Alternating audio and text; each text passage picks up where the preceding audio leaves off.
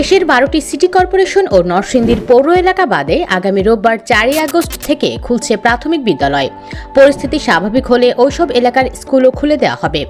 বুধবার 31 জুলাই প্রাথমিক ও গণশিক্ষা মন্ত্রণালয় এবং প্রাথমিক শিক্ষা অধিদপ্তরের যৌথ বৈঠকে এই সিদ্ধান্ত নেওয়া হয়। সভা শেষে এই তথ্য নিশ্চিত করেছেন প্রাথমিক অধিদপ্তরের মহাপরিচালক আব্দুল সালাম।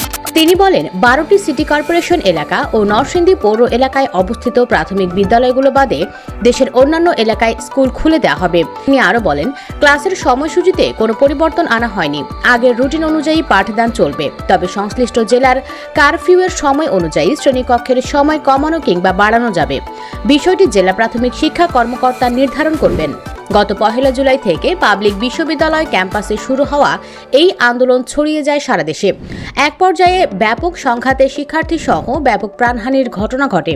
এভাবে টানা বন্ধের কারণে ক্লাস পরীক্ষা না হওয়ায় প্রায় সব পর্যায়ে শিক্ষার্থীরা বিপাকে পড়েছে।